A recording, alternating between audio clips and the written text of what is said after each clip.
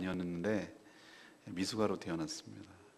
그래서 태어나자마자 집으로 돌아오지 못하고 한동안 병원에 인큐베이터에 있어야 했고, 저는 엄마 이렇게 저 나온 거 가지고 이렇게 나르고 그렇게 해서 먹이고 그랬던 기억이 나는데, 지금은 저렇게 커가지고 저보다 더 크고 그래서 180이 넘고 그렇게 성장했습니다. 저거 보면서 저는 무슨 생각이 들었냐면은, 우리가 바로 하나님 보시기에 미숙아 같은 존재가 아닌가, 저런 존재가 아닌가. 끊임없는 사랑과 관심과 또 튜브로 연결됐다고 하지만 하나님과의 관계성 속에서 우리가 점점 그 성숙해져서 사람 모양을 갖추게 되고 점점 어른스러워져 가고 그렇게 성숙해 가는 것이 아닌가, 이런 생각을 하게 되었습니다. 우리나라 말에도 비슷한 것 같지만 뉘앙스가 전혀 다른 말이 성숙하고 성장이라는 단어입니다. 성숙과 성장은 비슷하게 느껴지지만 많은 차이가 있습니다. 성장하면 우리는 어떤 양적 개념으로 부피나 크기나 이런 것들이 커간다, 많아진다, 이런 개념이 있다면은, 성숙은 그것도 포함되지만 뭔가 질적인 변화가 있고 무르익고 그런 의미까지 포함됐기 때문에 저는 성숙이 성장을 포함한다, 이렇게 생각이 됩니다. 우리도 보면은 주변에서 살다 보면은 두 가지 유형의 사람을 봅니다. 어떤 사람은 애 어른 같은 사람이 있고 어떤 사람은 어른 아기 같은 사람이 있습니다. 이 둘 다 뭔가 밸런스가 깨진 미숙한 모습을 보이는 것이죠. 우리는 애다울 때 애다워야 그것이 애다운 것입니다. 어린아이가 마치 어른 흉내내고, 그것은 우리가 보기에는 아유 얘는 일찍 철들었네 이렇게 생각하기가 쉽지만, 아동 심리학자들은 그것이 상당한 무언가 충격이 있을 때 어린아이답지 못하고 그런 행동을 보이는 것은 결코 나중에 그 인생에 있어서 그것이 이롭지 못하다는 것이죠. 예를 들면 집안이 갑자기 기울어서 자기 스스로 소녀 가장이 되어야 될 때 애가 애답지 못하고 어른스러워진 것, 어떨 때는 그것이 철났다기보다는 안쓰러울 때가 많이 있습니다. 애는 애다워야 되는 것이죠. 근데 반대로 또 성분이 이제 나이도 됐고 분명히 이제 어른스러워져야 되는데도 불구하고 아직도 사고하는 방식이 유아틱하고 어린아이 같고 자기밖에 모르고 그런 모습을 보고 있노라면은 철이 참 안 났다, 이런 생각을 할 때가 많이 있는 것이죠. 우리도 그런 모습이 보일 때가 있고, 또 우리도 주변에서 그런 모습을 볼 때마다 이건 뭔가 아니다라고, 이건 뭔가 불균형이 일어났구나, 미숙하구나, 이런 느낌을 받을 때가 있는 것이죠. 우리나라 속담 중에 이런 말이 있습니다. 철들자 죽는다고, 철들자 망령이라고. 이런 속담 들어보셨나요? 남자들이 철들 때 되면 죽을 때래요. 죽을 때. 그런 얘기도 하는 걸 봤는데, 이 말을 가만히 이렇게 속담을 되짚어 보면은 우리 인생이 뒤늦게 철이 든다는 게 이게 문제예요. 왜 좀 일찍 못할까? 그 말은 좀 일찍 좀 철이 들어서 그렇게 살지, 왜 철들만 하면 죽게 되냐 이거죠. 왜 죽을 때쯤 돼야 철이 드냐 이거죠. 이런 안타까움과 아쉬움, 인생의 이 늦어지는 이 모습, 후회되는 모습, 이런 모습을 빗대서 이런 속담이 나오지 않았나 싶습니다. 우리도 이런 속담이 아니라고 생각하지만 우리도 이렇게 될 때가 있습니다. 꼭 죽을 때만이 아니라 어떤 일을 할 때 왜 진작 그렇게 하지 할 걸, 왜 그렇게 하지 못했을까라고 후회하고 정말 안타까워할 때가 참 많은 것이죠. 저는 세월호 이 사건을 보면서 참 그렇습니다. 소 잃고 외양간 고칠 기회가 여러 번 있었어요. 우리도 이게 처음이 아니라서. 그런데도 어쩌면 그렇게 뒤늦게 후회하고 또 후회로 끝나는가, 이게 정말 저는 안타까운 것이죠. 바라기는 정말 이번 기회를 통해서 우리나라가 다시 한번 새로 짜는 마음으로 모든 것이 새로워지는, 우리 국민들 의식부터 시작해서 정말 사회 전반의 시스템부터 다 달라져야 우리가 이런 비극이 안 일어나지, 또 그냥 유야무야 된다면 그 귀한 생명이 너무 아깝잖아요. 그런 생각을 하게 되었습니다. 그래서 오늘 저는 이 야곱의 삶을 통해서 후회 없는 삶을 살려면 우리는 어떻게 해야 될 것인가? 그러면은 미숙한 인생, 미숙한 신앙과 성숙한 인생, 성숙한 신앙은 뭐가 다른 것이냐? 오늘 말씀을 통해서 여러분 하나님의 음성을 듣고 하나님으로부터 여러분 해답을 얻고 응답을 얻게 되기를 간절히 축원합니다. 첫 번째로 그러면 성숙한 사람, 이러는 사람은 어떤 사람이냐? 자신의 삶을 관조하고 자신의 삶을 성찰할 수 있는 사람이 성숙한 사람입니다. 야곱이 바로 앞에서 이제 자기 아들 요셉 때문에 가나안에 살다가 흉년 때문에 고센 땅으로 집단 이주하게 됐죠. 그래서 바로 입장에서는 어떤 생각이 듭니까? 총리 아버지가 왔으니까 또 맞아들어서 환담도 하고 얘기도 하고 인사도 하고 이런 것도 예의고, 또 자기가 이렇게 이주할 수 있도록 땅을 배려하고 했으니 또 야곱 입장에서도 바로를 만나 인사하는 것이 당연했겠죠. 근데 그 인사하는 첫 번째 만남 과정에서 이렇게 묻습니다. 바로가 의례적으로 어르신은 몇 세나 되셨습니까? 이렇게 물었겠죠. 그때 이 야곱이 대답한 말이 굉장히 의미심장한 말입니다. 제 인생 나그네의 인생길 130년을 살아서 선조보다는 못하지만 제 인생 험악한 세월을 보냈습니다. 이렇게 말하는 거예요. 여러분, 이 야곱의 고백에서 저는 야곱이 자신이 지금 130년 동안 살아온 것들을 어떻게 정리하고 있는지를 느낄 수가 있는 것이죠. 자기의 삶을 어떻게 성찰하고 어떻게 관조하고 있는지를 저는 이 한마디를 통해서 느낄 수가 있는 것이에요. 그가 두 마디 했습니다. 하나는 자기 인생을 나그네의 삶이라고 규정했어요. 왜 나그네일까? 자기 집도 있고 고향도 있고 뭐 땅도 있고 그럴 거고 재산도 많고 자식도 있는데 왜 나그네라고 그랬을까? 그런데 자기가 지금까지 여태까지 여기까지 쭉 살아보니 내 삶이 어디에 안주하고 안착하고, 내 비록 하나님의 은혜로 이 땅에서 생육하고 번성하고 하나님의 엄청난 축복으로 인해서 재산도 많아지고 자녀도 많아졌지만 내 인생 자체가 본질적으로 나그네의 삶이라는 것을 자기가 인식한 것이에요. 여기서 안주할 것이 아니라 하나님이 예비하실 땅이 있음을 그는 바라고 믿었던 것이에요. 그래서 자신의 삶을 나그네의 삶이라고 지금 바로에게 고백하고 있는 것입니다. 그래서 그는 같은 맥락에서 요셉에게 뭐라고 유언을 내리냐면은, 내가 죽을 때가 됐는데 죽거들랑 여기다가 장사 지내지 마라. 내가 여기에 머물 때가 아니다 이 말이에요. 내가 잠시 어쩔 수 없어서 이렇게 머물지만 내가 가야 될 곳은 하나님이 약속한 땅이 있다는 것이, 그게 가나안 땅이라는 거예요. 거기다가 우리 조상들이 묻혔던 그곳에다가 가서 묻어라는 얘기예요. 그래서 그 국장을 치르듯이, 내일 모레 이렇게 장례식을 치릅니다만 그 국장을 치르듯이 그렇게 결국 야곱이 죽었을 때 그렇게 합니다. 그 유언을 들었던 요셉도 똑같은 유언을 내립니다. 내가 죽지만 반드시 여기서 하나님께서 출애굽할 터이니 당신은 내 해골을 메고, 후손들은 해골을 메고 같이 출애굽할 때 나가라. 그렇게 얘기를 해요. 정말 출애굽할 때 요셉의 해골을 메고 가는 것을 볼 수가 있습니다. 이 가나안이 주는 상징적인 의미가 있습니다. 이것은 바로 하나님께서 약속하신 땅, 하나님이 예비하신 땅, 우리가 머물러야 될 하나님의 축복의 땅인 줄로 믿습니다. 이것이 우리에게도 동일하게 적용되는 것이죠. 우리가 가나안 땅이 이 땅이 아니라 하나님께서 예비하신 땅, 하나님께서 새롭게 지금 준비하고 계신 땅, 예수께서 가셔서 처소를 준비하고 있다는 그 땅, 새하늘과 새 땅이 됐을 때 도래할 하나님의 진정한 나라. 이렇게 구조적인 모순과 슬픔과 아픔과 빈부격차와 죽음과 질병과 아픔 속에 살아가는 이 땅이 우리가 머물러야 될 땅이 아니고, 우리가 가야 될 땅이 따로 있음을, 우리는 나그네의 인생을 살아가는 것임을, 언제든지 툴툴 털고 가야 되는 것임을 인식하고 사는 것이 바로 야곱이 성숙했다는 증거인 줄로 믿습니다. 사랑하는 여러분, 내가 성숙했는가, 내가 아직도 미숙한가는 여기서 판가름이 납니다. 미숙한 사람의 특징이 뭔지 아십니까? 이 땅에서 자기 왕국을 건설하려는 사람이에요.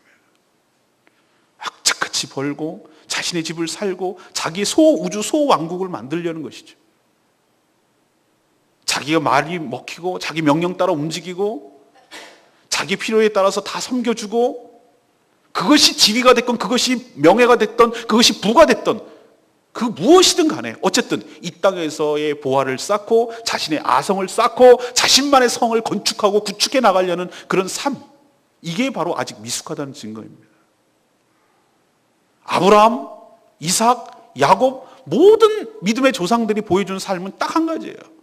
여기가 전부가 아니고 하나님이 예비하실 성이 있는 줄로 믿습니다. 그것을 그렇게 여기고 살았던 것이. 아브라함이요, 엄청난 거부가 되고 자기 아들 이삭이 있었음에도 불구하고 여러분이 창세기 기억하시죠? 여전히 어디에 살았습니까?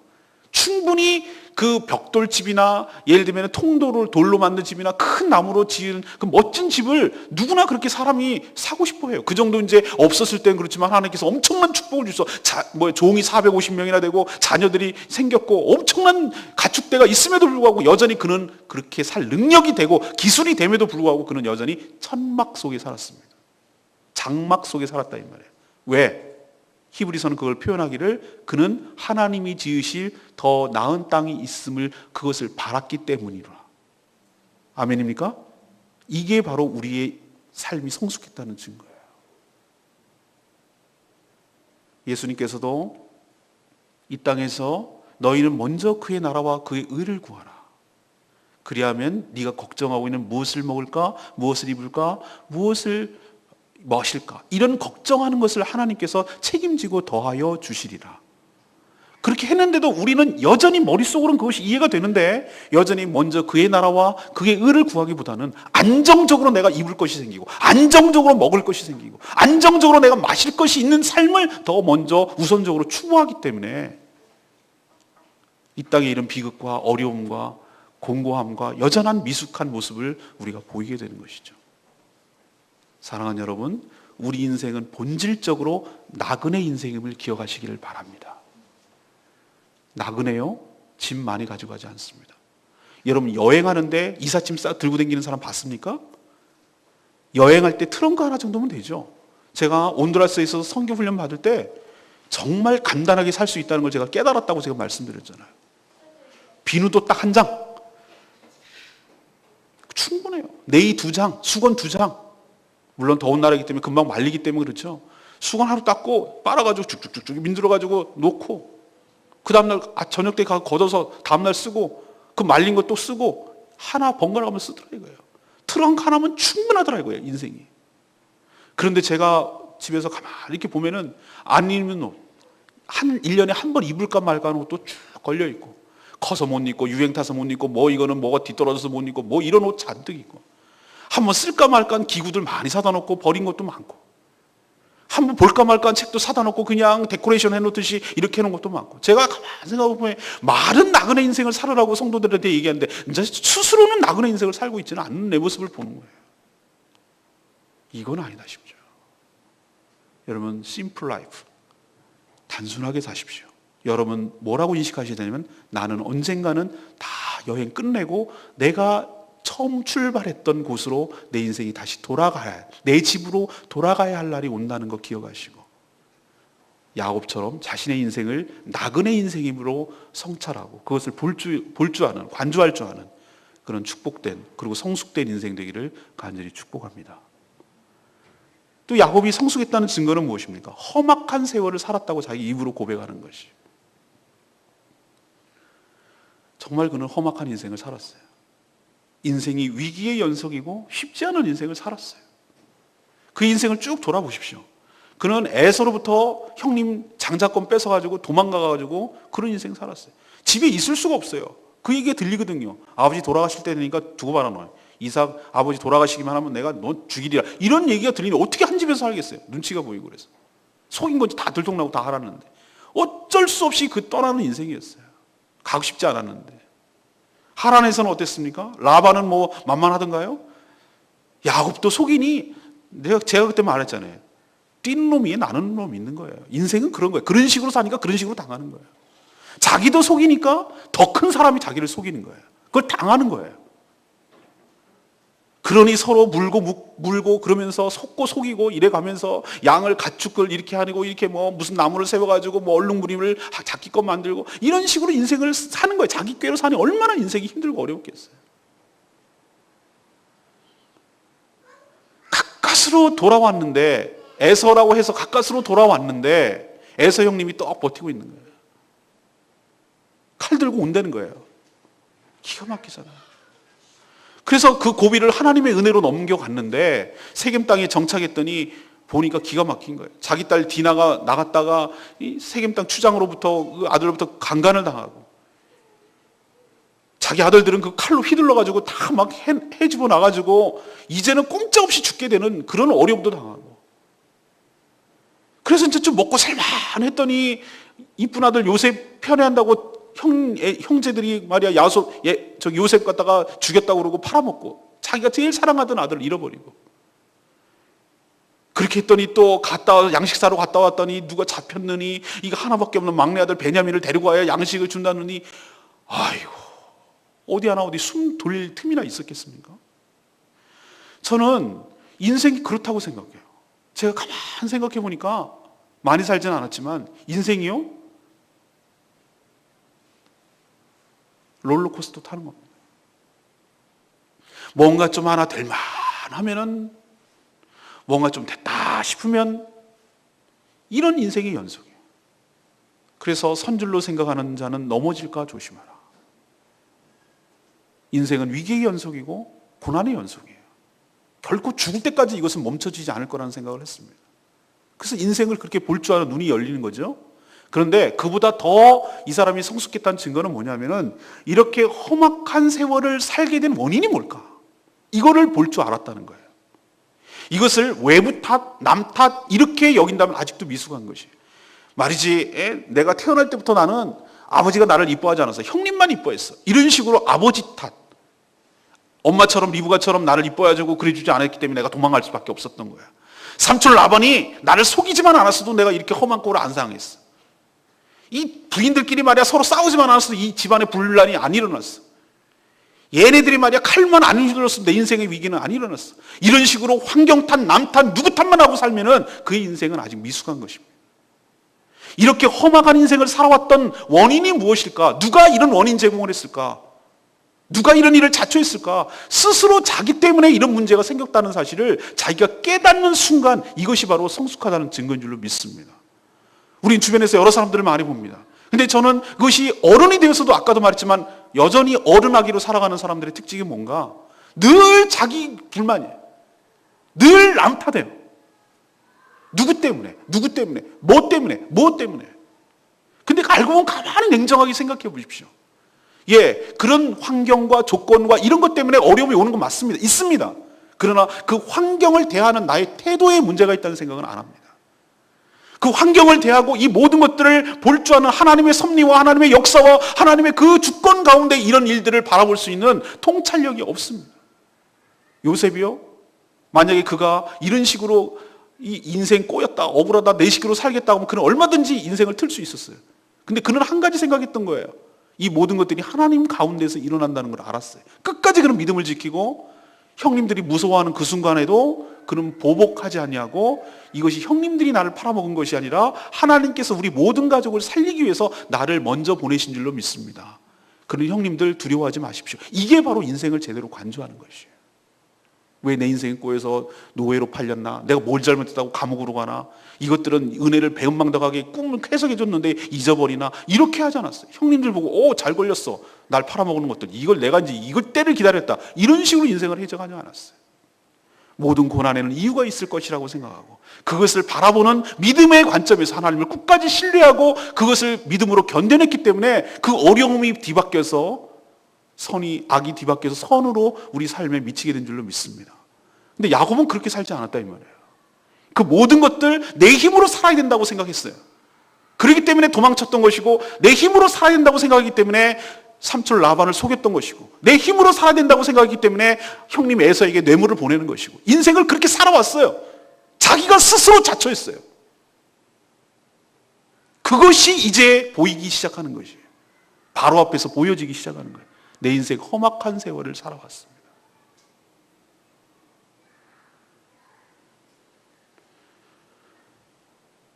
오늘 첫 번째 말씀 결론을 내리면 이렇습니다. 자신의 인생을 말씀에 비추어서 그것을 관조할 줄 알고, 그것을 성찰할 줄 알고, 그것을 되짚어서 하나님의 말씀에 비추어서 그것을 해석할 줄 알고 나의 인생에 왜 이렇게 되었는지 나의 삶을 되돌아볼 줄 아는 사람이 성숙한 사람인 줄로 믿습니다. 앞만 내지르고 앞만 뛰어간다고 그게 성숙한 것이 아닙니다. 우리는 가끔 달리다가 내가 지금 잘 가고 있는지 가끔 멈춰서 내 인생을 되돌아보고 내 인생을 회고해보고 한 매듭을 짓고 가는 것이 훨씬 더 바르게 더 멀리 갈 수 있는 비결인 줄로 믿습니다.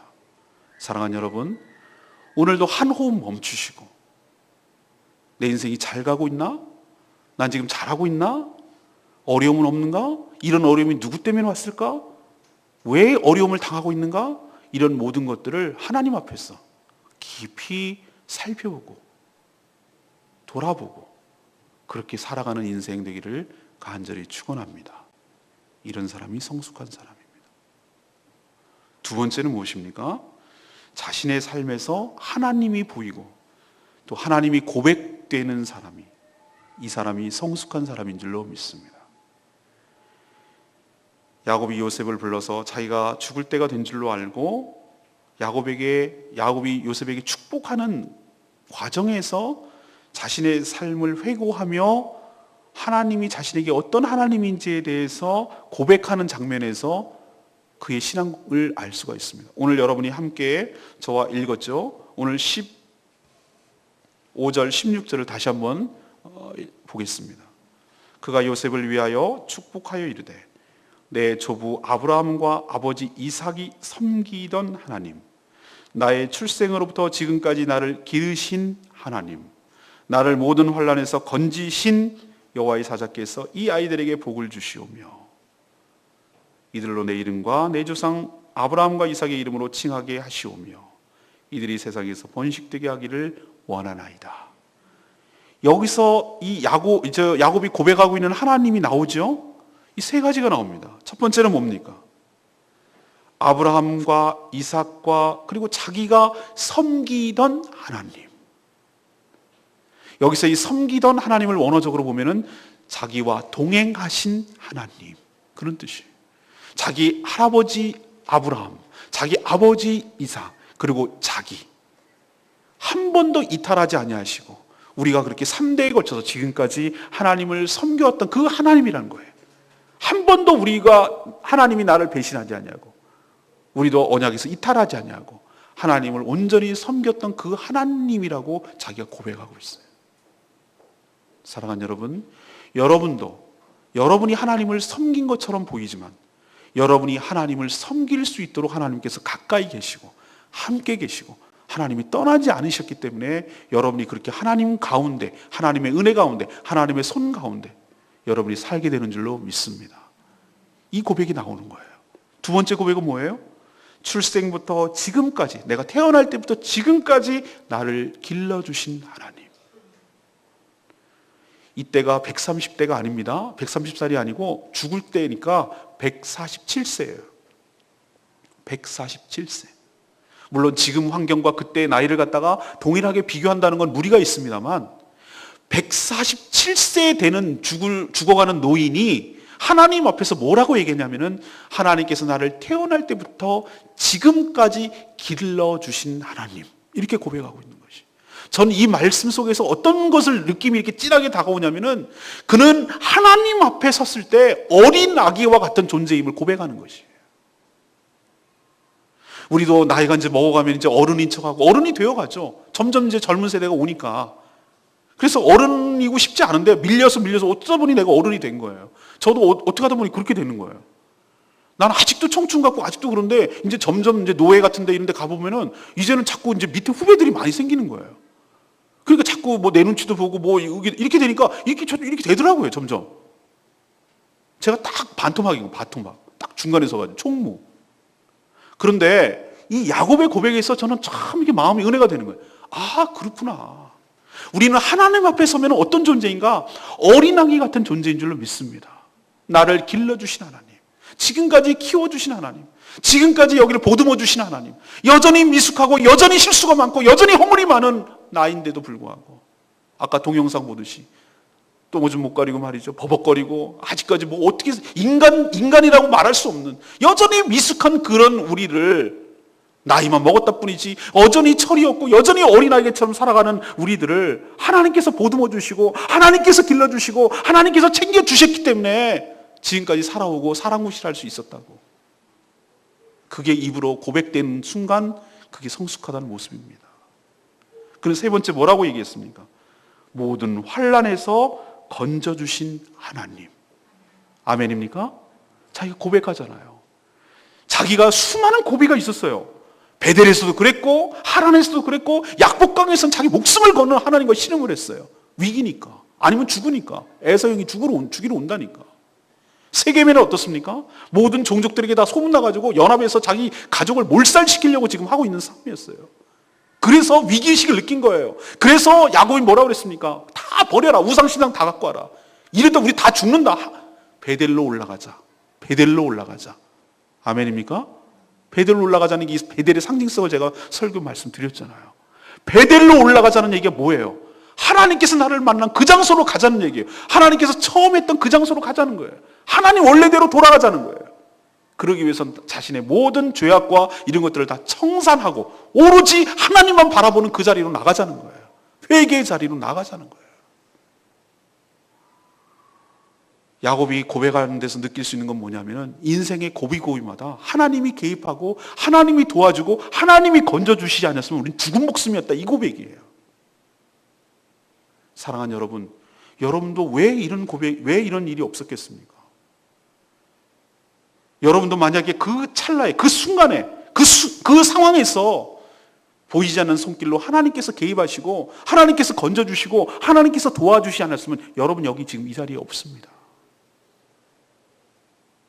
그것이 물리적인 어떤 어려움일 수도 있는 것이고 그게 경제적인 어려움일 수도 있는 것이고 그것이 어떤 사회적 관계로 인한 어려움인 것이고 사람이 꼭 물속에 빠져서 이런 것만이 죽는 것이 아니고 어떨 때는 정말 너무나 이럴 수가 없을 정도로 경제적으로 쪼들려서 내가 사는 게 아니에요. 연명한다. 죽지 못해서 산다. 이런 사람도 이게 죽은 것 같은 고통을 겪은 것이고 어떤 사람은 따돌리고 왕따 당하고 정말 소외당하고 다 손가락질하고 그래서 정말 차라리 사는 게 아니라 이거 죽어버리는 게 낫겠다 싶을 정도로 관계의 어려움을 겪는 사람도 죽는 거예요. 고비예요. 하나님은 이런저런 유형 무형의 여러 가지 어려움과 환난으로부터 하나님께서 그 고비고비마다 내 인생에 개입하셨어. 나를 건져주시고 나를 끄집어내주시고 나를 구원해 주셨기 때문에 내가 여기까지 올 수 있는 줄로 믿습니다. 그 고백을 지금 야곱이 하는 거예요. 사랑하는 여러분, 전 두 번째로 성숙한 사람이 뭔가? 그것은 자신의 인생에서 하나님께서 간섭하셨음을 또 하나님께서 그때마다 은혜를 베풀어 주셨음을 그게 느껴지고 그게 고백되어지는 사람이 성숙한 사람인 줄로 믿습니다. 미숙한 사람은 반대로 뭐냐? 내 힘으로 살았다고 생각하고 내 고집으로 살았는데 내 힘 믿고 살았는데 지금까지 성공했다고 생각하고 하나님이 있긴 뭐가 있냐? 이렇게 생각하고 자기 힘으로 인생을 구축하고 살았다고 생각하는 사람이 아직 하나님이 안 보이는 사람이 여전히 미숙한 사람이에요. 여러분 눈을 열어서 여러분 인생에 함께 하셨던 개입하시고 은혜를 베푸셨던 그 중요한 포인트마다 함께 하셨던 방향을 틀어주셨던 그 하나님이 보여지게 되기를 원합니다. 그리고 그것이 고백되어지기를 원합니다. 야곱처럼 동일한 고백을 하게 되기를 원합니다. 나를 지금까지 인도하신 하나님, 내가 섬겼던 그 하나님, 나를 끄집어내 주신 그 하나님, 나에게 은총을 베풀어 주신 그 하나님, 그리고 나를 길러주신 그 하나님, 그렇게 여러분 입에도 고백되는 성숙한 신앙이 되기를 간절히 축원합니다. 세 번째 성숙한 사람은 무엇입니까? 자신이 만난 모든 사람들에게 축복하는 사람이 성숙한 사람인 줄로 믿습니다. 바로를 만나서 야곱이 어떻게 했는지 아십니까? 바로를 축복했다는 말이 두 번이나 나와요. 우리가 생각할 때 축복은 위에 사람이, 뭐가 있는 사람이, 지위가 있는 사람이 아랫사람이나 없는 사람을 이렇게 하는 것을 축복이라고 생각을 해요. 근데 건방지게도 절대 권력을 유지하던 바로 앞에서 야곱이 축복을 합니다. 얘가 지금 노인 되니까 정신이 없나 이렇게 생각할 수도 있지만 야곱은 그렇게 생각하지 않았어요. 그가 자기 인식을 하고 있는 것이 무엇인 줄 아십니까? 그 특징 중에 하나가 그것은 자기는 내 개인이 축복하는 것이 아니라 내 뒤에 계시고 나와 함께 하시고 나에게 그러한 권세를 주셨던 하나님의 이름으로 축복하는 줄로 믿습니다.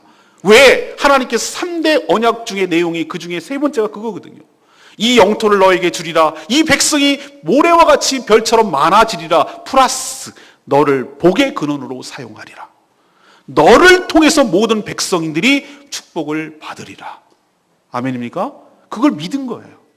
그래서 자기가 주는 축복이 아니라 자기는 축복의 통로에 불과할 뿐 하나님의 이름으로 그 바로마저 아무것도 더 필요 없을 것 같은 그 사람, 절대 권력을 유지하고 신적 존재라고 생각했던 그 바로에게마저 하나님의 이름으로 축복하는 줄로 믿습니다. 이게 제대로 된 정체성을 가지고 살아가는 것이에요.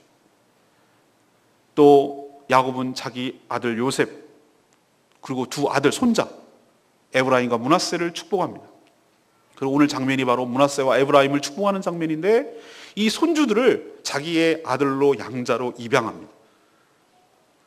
자기의 아들과 동급으로 취급하겠다는, 요셉에게는 두 몫의 축복을, 두 지파의 축복을 주겠다는 것이죠. 그래서 므낫세와 에브라임은 삼촌들과 똑같이 한 지파씩을 차지합니다. 요셉 지파라는 말은 없습니다. 두 아들이 한 지파씩 차지했어요. 그리고 오늘 뭐라고 합니까? 오늘 방금 읽었죠. 16절에 하나님, 그 하나님께서 이 아이들에게 복을 주시기를 원합니다. 또 그 이름으로 내 이름과 조상 아브라함과 이삭의 이름으로 칭하게 없어. 이 얘기는 언약의 계승자가 되게 하여 주시옵소서. 저희들에게 복 내려 주시던 그 하나님이 이 자손에게도 흘러내려가게 하여 주시옵소서. 이렇게 말하는 거예요. 그리고 뭐라고 말합니까? 이들이 세상에서 번식되기를 원합니다. 이것은 단지 무슨 동물적으로 숫자가 많아진다 그런 개념이 아니라 하나님께서 크게 사용하시도록 번창하며 자녀도 많아지며 하나님의 은혜와 축복 가운데 그렇게 되기를 축복합니다. 그 말이에요. 사랑하는 여러분, 우리가 어떤 존재인 줄 아십니까? 또 야곱처럼 12아들을 불러가지고 예언적인 성격의 유언을 합니다. 그리고 거기에 맞도록 살아가도록 당부하며 하나님의 약속이 이러하니 너희들은 그 약속에 따라서 살아가도록 12아들들에게 각각 지파별로 축복을 합니다. 그리고 그 후손들에게 태어날 자손들에게도 하나님의 은혜 가운데 살기를 바라고 이 땅이 전부이가 아님을 기억하고 언젠가는 출애굽할 것이니 저 하나님께서 약속한 가나안 땅에 가도록 소망하는 것을 끝까지 자기가 역할을 다 감당합니다. 저는 성숙한 사람이 특징이 세 번째는 인거라고 생각합니다. 바로 자신이 축복의 통로임을 자각하는 것. 그리고 그 하나님께서 자기에게 주셨던, 자기를 통하여 통과하는 그 모든 하나님이 주신 은혜를 주변에 나눌 줄 아는 것. 이것이 바로 성숙한 사람인 줄로 믿습니다. 그럼 미숙한 사람의 특징은 무엇입니까? 여전히 자기 힘으로 자기가 얻었다고 생각하는 것. 자기가 얻었으니 자기 소유하고 있는 것은 자기 마음대로 한다는 것. 내 마음 다른데 네가 뭔데 시비를 걸어? 네가 그렇게 살았으니 그렇게 되는 거지. 그런 개념이 아니라 나에게 주어지는 모든 것들은 내 힘으로 얻은 것이 아니라, 내 힘처럼 겉으로는 보이지만 그것이 아니라 하나님께서 복을 내리셔서 은혜를 주셔서 내가 있는 것이며, 내가 갖고 있는 것은 전부 내 것이 아니라 이것은 필요에 따라서 하나님의 나라를 위해서, 또 필요를 원하는 사람들이 있다면 이것을 흘려보내라고 나에게 일시적으로 주는 것이며, 나는 축복의 통로임을 자각하고 은혜를 나눌 줄 알고 축복할 줄 아는 사람이 바로 성숙한 사람인 줄로 믿습니다. 여러분이 뭐가 있어서 하는 것 아닙니다. 야곱이 뭐가 있어서 야곱 바로를 축복한 것 아닙니다. 우리는 우리가 아닌 복의 근원 되시는 하나님을 모시고 살고 있는 줄로 믿습니다. 무한된 하나님의 축복, 한계가 없는 그 하나님의 축복이 나를 통과해서 주변으로 흘러가는 것입니다. 여러분이 복 내리는 것 아닙니다. 하나님이 복을 주시는 겁니다. 여러분은 관일 뿐입니다. 축복의 통로이며 관일 불가합니다. 원수는 원래의 물은 물탱크는 저수지에서 내려옵니다. 여러분은 관을 통해서 각 집안으로 배분할 수 있도록 그런 중간다리 역할을 하는 것 뿐입니다. 사랑하는 여러분, 여러분으로 인해서 여러분 주변이 복받게 되기를 원합니다. 그것이 자각하고 그런 역할을 하는 사람이 성숙한 사람인 줄로 믿으시길 바랍니다. 결론입니다. 저는 성숙과 미숙의 차이가 어디서 나타나는가? 그것은 자기 삶을 다루신 하나님의 정도에 따라 결정된다고 생각합니다. 하나님께서 오늘 영상도 봤지만 미숙하게 태어납니다. 우리 미숙합니다.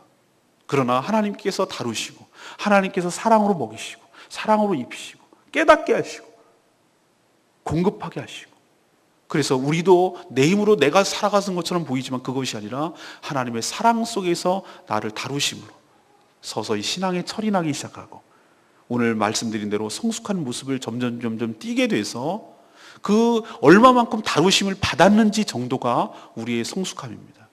그러니 여기서 여러분 자족하거나 여기서 그치지 마시고 계속 더 하나님의 사람다운 모습으로 성숙해 나가는 저와 여러분에게를 소망합니다.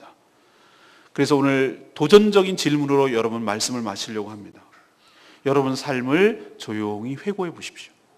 오늘 제가 첫 번째로 말씀드렸지 않습니까? 자기의 인생을 관조할 줄 알고 자신의 인생을 성찰할 줄 아는 사람이 성숙한 사람이라고. 좀 가끔씩 자신의 인생을 좀 깊이 돌아보고 사시라고. 앞으로 내달리기만 하고 앞으로 막 치고 나가지만 말라고. 내가 지금 험악한 삶을 살고 있는가? 아니면 평탄한 세월을 보내고 있는가? 이런 삶을 살기까지 무엇이 원인이었는가? 내가 적절하게 반응하지 못하고 미숙한 모습과 믿음이 없는 행동 때문에 이런 어려움을 당하지는 않았는가? 하나님이 나를 도와주심에도 불구하고 역시 여전히 내 힘으로 살아야 된다고 생각하고 일을 저질름으로 이렇게 인생이 어렵고 힘들어진 것은 아닌가? 깊이 자신을 돌아볼 때 여러분이 갈 길이 보이기 시작하고 여러분이 눈이 떠지기 시작하고 내 인생이 보여지고 그 가운데 하나님의 개입이 느껴지고 하나님의 개입이 깨달아지고 그때 그 은혜가 생각나고 동일하게 앞으로도 나에게 때마다 심하다 중요한 때마다 은혜를 베푸실 그 하나님을 기대하게 되고 소망하게 되고 그것이 바로 성숙한 사람인 줄로 믿습니다. 여러분 가지고 있는 것 그것이 유형무형의 모든 것이 어떤 것인지 간에 젊음이든 기술이든 재능이든 물질이든 뭐든지 간에 시간이든 나의 어떤 성품이든 아니면 내 몸이든 여러분이 갖고 있는 모든 것들을 가지고 내 주변을 축복하는 일에 쓰임받게 되기를 소망합니다. 여러분은 축복의 통로입니다. 그러라고 이 땅에 천국으로 바로 데려가지 않냐고 이 땅에 구원했음에도 불구하고 남겨둔 이유가 거기에 있습니다. 여러분을 통해서 가장 큰 축복인 전도의 열매가 있기를 바라고 또 여러분을 통해서 어렵고 힘든 사람에게 위로가 되기를 바라고 여러분을 통해서 힘든 사람에게 딛고 일어설 수 있는 계기가 되기를 바라고 아직도 그것을 정보를 몰라가지고 헤매는 사람에게 좋은 정보와 소스가 주어지기를 바라고 여러분이 물질이 필요한 사람에게 흘려보내주어서 그 사람이 위로와 힘을 얻게 되기를 바라고 이렇게 자기는 축복의 통로로 살아가는 사람임을 잊지 않고 실제로 그렇게 살아갈 때 여러분이 그만큼 성숙한 줄로 믿으시고 저와 여러분이 모두 다 미숙이 아니라 성숙한 사람으로 성숙한 인생을 살게 되기를 간절히 축원합니다. 오늘 말씀 생각하면서 우리 은혜송